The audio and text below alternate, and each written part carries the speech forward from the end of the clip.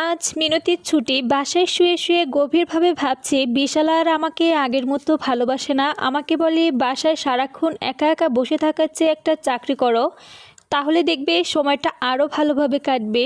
তাই আমি চাকরি তাই আমি একটা চাকরি নিলাম, কিন্তু বেতন পাওয়ার সাথে সাথে বিশাল সব টাকা নিয়ে নেয়। আবার আমাদের মাঝে মধ্যে বাসায় ফেরে না বলে অফিসে জরুরি কাজে বাইরে গিয়েছিলাম। ইতিমধ্যে 2 দিন মদ খেয়ে ঘরে এসেছে, বলে অফিসে পার্টি ছিল। আর এদেশে পার্টি মদ না খেয়ে চলে না, তবু আমি সবচেয়ে কম খাই। মিনতির কাছে বিশালের চলাফেরা একদমই ভালো লাগে না।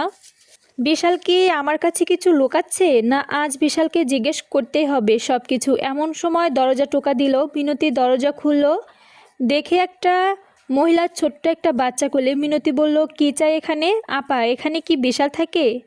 থাকে। কিন্তু কেন? আমি বিশালের স্ত্রী আর এই সন্তান বিশালের। কথাটা শোনার সাথে সাথে মিনতির মাথাটা ঘুরে উঠল। কি বলবে আর কি করবে কিছুই বুঝতে পারছে না। বোবা পাথরের মূর্তির মতো গাটা দরজার সাথে হেলিয়ে দাঁড়িয়ে রইল। মহিলাটা আবারও বলল, আপা, আমি চাকরি করতাম, এমন অবস্থায় বিশাল আমাকে বিয়ে করে প্রতি মাসে বেতনের সব টাকা আমার কাছ থেকে নিয়ে নেয়।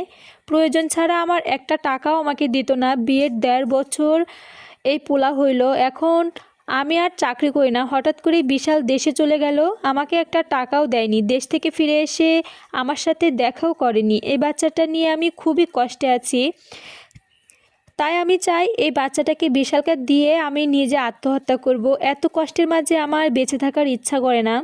আমি আবার কাল সকালে আসব। বিশালকে বলবেন যেন বাসায় থাকে, তা না হলে ওর বাসার সামনে আমি আত্মহত্যা করব। এসব কিছু মিনতির স্বপ্ন মনে হচ্ছে বড় একটা সাপ মিনতিকে তাড়া করছে। মিনতি খুব জোরে জোরে দৌড়াচ্ছে। দৌড়াতে দৌড়াতে একটা গাছের সাথে ধাক্কা খায়, সঙ্গে সঙ্গে দরজার সাথে মিনতি মাথাটা লাগে, সামান্য ফেটে যায়। এবার বাস্তবে ফিরে আসে।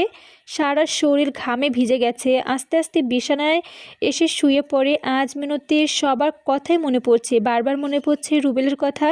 রুবেলকে কষ্ট দিয়ে বলেই আল্লাহ আমাকে এই শাস্তিটা দিচ্ছে।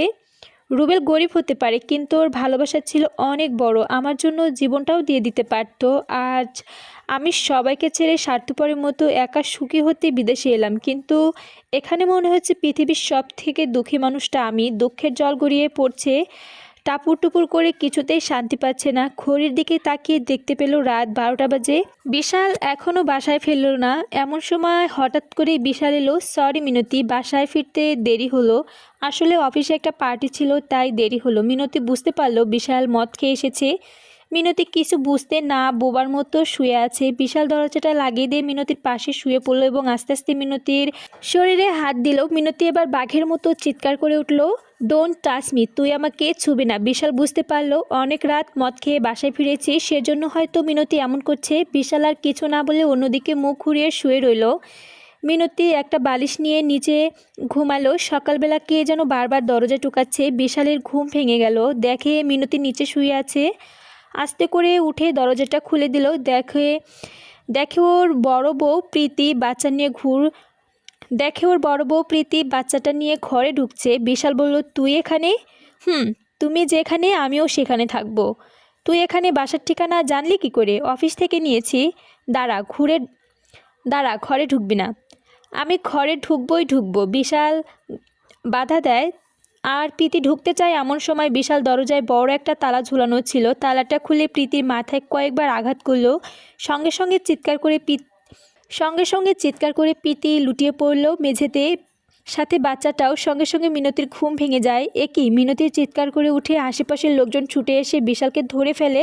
প্রীতিকে হাসপাতালে নেওয়ার সময় মারা যায়। বিশালকে পুলিশে দেওয়া হয়, সাথে বাচ্চাটা পুলিশ হেফাজতে নিয়ে যায়। আজ মিনতি সত্যি একা। কোনো এক কালবৈশাখী ঝড় এসে সব কিছু ভেঙে দিয়ে গেছে, ছিনিয়ে নিয়ে গেছে সব সুখ, শান্তি, আশা, ভালোবাসা। পাশে আজ কেউ নেই সান্ত্বনা দেওয়ার জন্য। একা একাই ডুকরে কাচ্ছে আর কাচ্ছে। দু চোখ গড়িয়ে গড়িয়ে জল পড়ছে, জল যেন কিছুতেই থামছে না। পদ্ম ডায়াগনস্টিক থেকে রুবেলের সব রিপোর্ট বের হয়েছে। ডাক্তার, আমার কি হয়েছে? দেখেন রুবেল সাহেব, রোগীর কথা আমরা রোগীকে কখনোই বলি না। তাই আপনার সাথে কেউ কি এসেছে? না ডাক্তার, আমার সাথে কেউ আসেনি। আপনি আমাকেই বলুন, কোনো সমস্যা নেই। দেখেন, আপনার সাথে যেহেতু কেউ আসেনি, তাহলে আপনাকেই বলি। আপনাদের আমাদের রিপোর্টে দেখা যাচ্ছে বেশি নেশা করার কারণে আপনার 2টা কিডনি নষ্ট হয়েছে। আপনি আর বড়জোর 1 মাস বাঁচবেন। কথাটা শুনে রুবেল সমস্ত শরীর শিউরে উঠল। ডক্টরকে কিছু বলার ভাষা হারিয়ে ফেলেছে। রিপোর্টগুলো নিয়ে সোজা বাড়িতে চলে এলো। রুবেলের মা ঘরে এলো। রুবে বাবা রুবেল, তোর রিপোর্ট বের হয়েছে? ডক্টর কি বলল বল আমাকে। মা, যদি এ অসুখের কথা শোনো তাহলে আমার আগেই মারা যাবে। না মা, যদি আমার এই অসুখের কথা শোনে তাহলে মাই আমার আগেই মারা যাবে। না, মাকে সবার হাসি মুখে সবসময় থাকতে হবে, কাউকে কিছু বুঝতে দেওয়া যাবে না। কি রুবেল, কিছু বলিস না যে? খারাপ কিছু বলেছে ডক্টর? না মা, তেমন কিছু না। ডক্টর বলেছে ঠিকমতো ওষুধ খেলে সেরে যাবে। যাক বাবা, বাঁচালি আমায়। খুব টেনশন করছিলাম, তুই যে এভাবে মদ খাস, না জানি কি হয়েছে। আচ্ছা বাবা, তোকে একটা কথা বলতে চেয়েও বলা হয় না। কি কথা মা, বলো। তুই এবার একটা বিয়ে কর, দেখবি সব ভুলে গেছিস। আমরা মেয়ে দেখি। মা, আমি সুস্থ হয়ে নেই। না বাবা না, মেয়ে দেখে রাখি, সুস্থ হওয়ার পরে বিয়ে হবে। আমাকে একটু ভাবতে দাও মা, তুমি এবার যাও। ঠিক আছে, ভেবে দেখ। মা চলে যাওয়ার পর রুবেলের চোখের জল ধরে রাখতে পারল না। বালিশের মুখে চেপে চেপে মেয়েদের মতো হাউমাউ করে কান্না করতে শুরু করলো। আজ নিজেকে বড় অসহায় মনে হচ্ছে। সব কিছু থেকেও মনে হচ্ছে কিছু নেই। আর মাত্র 1 মাস বাঁচবো। ক্যালকুলেটরে হিসাব করে কতগুলো ঘন্টা, কতগুলো মিনিট, কতগুলো সেকেন্ড বের করা যাবে। তারপর সুন্দর একটা পৃথিবী ছেড়ে চলে যেতে হবে। আমার লক্ষ লক্ষ টাকা পয়সা, গাড়ি বাড়ি কোনো কিছুই আমাকে বাঁচাতে পারবে না। এসব কিছুই শুধুমাত্র একটা মেয়ের জন্য।